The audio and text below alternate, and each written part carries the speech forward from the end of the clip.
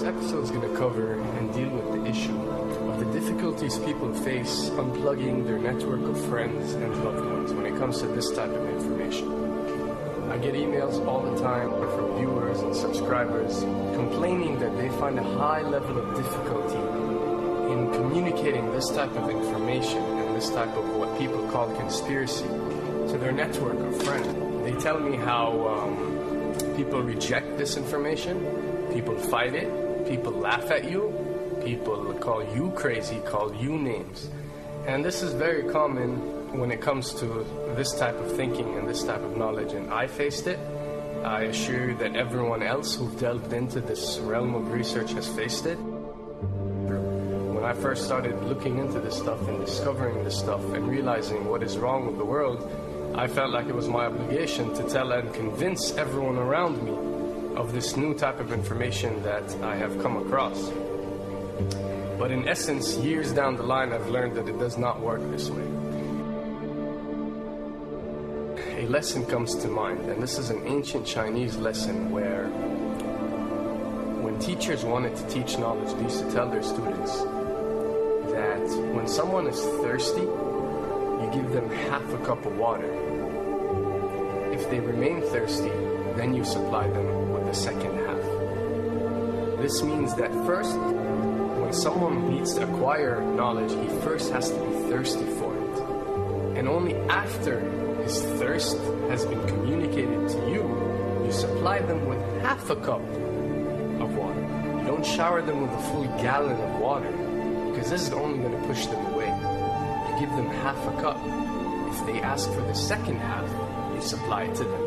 If they don't, it's not your responsibility. They will sooner or later in their lives. The best way for people to see and change their way of thinking is for them to experience the change, is for them to see and research this knowledge rather than someone telling it to them.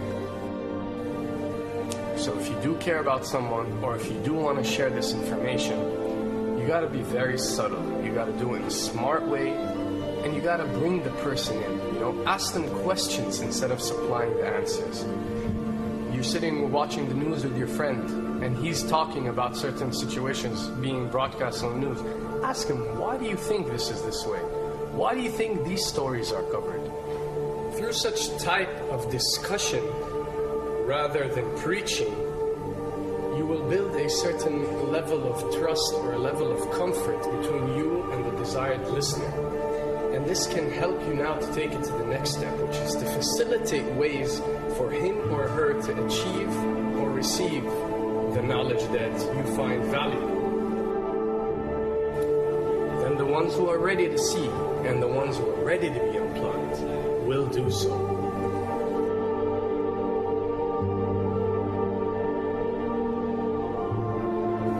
Now, why does this happen? Why would people reject such knowledge? Why would people fight such knowledge? Why would people attack you? Well, it happens most definitely for one of the following reasons.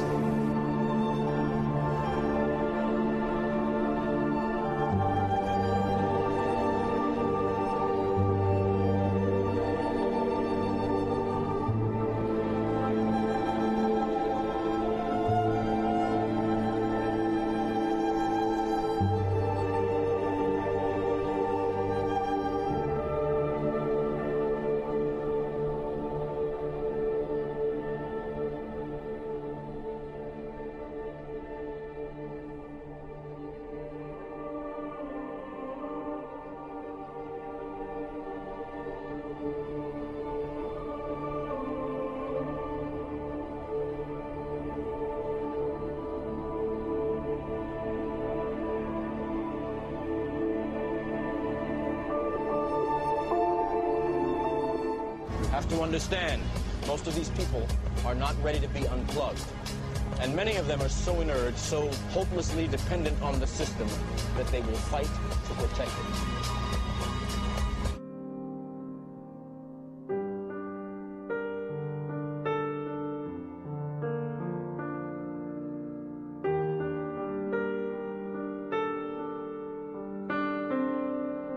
The greatest hypnotist on planet Earth is a oblong box in the corner of the room. It is constantly telling us what to believe is real.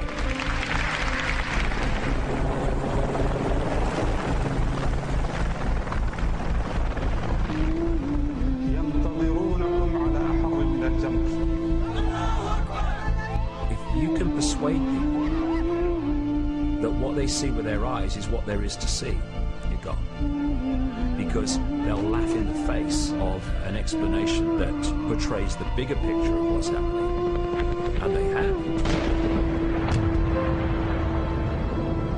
Fox Noise today actually suggests the fires may have been started by Al-Qaeda. An FBI memo from late in June of this year is popping up this morning, and it's ominous.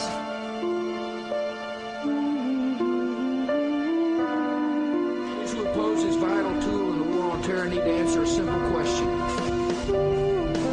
Which of the attacks I have just described would they prefer we had not stopped?